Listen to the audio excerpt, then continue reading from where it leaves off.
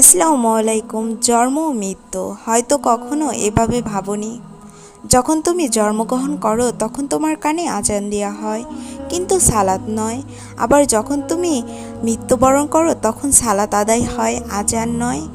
যখন তুমি মাতৃগর্ভ থেকে বের হও জানো না কে তোমাকে বের করেছে। এমনিভাবে যখন তুমি মৃত্যু হয় তুমি জানো না কে তোমাকে কবরে রেখেছে। যখন তুমি জন্মগ্রহণ করো তোমার গোসল দেয়া হয়, পরিষ্কার করা হয়। অনুরূপভাবে যখন তুমি মৃত্যুবরণ করো তখনও তোমাকে গোসল ও পরিচ্ছন্ন করা হয়।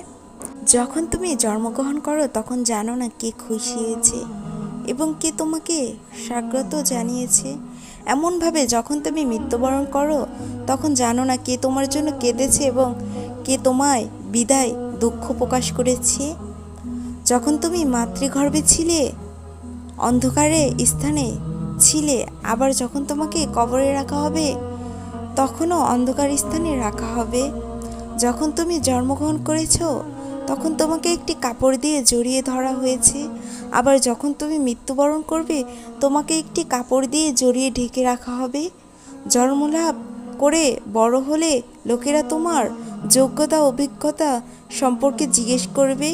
তেমনিভাবে যখন তোমাকে কবরে রাখা হবে ফেরেশতারা তোমার আমল সম্পর্কে জিজ্ঞেস করবে। অতএব কি প্রস্তুতি নিয়েছো মৃত্যুর জন্য? আমার চ্যানেলের ইসলামিক ভিডিওগুলো যদি ভালো লাগে একটা like and share and subscribe করে দিবেন। আল্লাহ হাফেজ।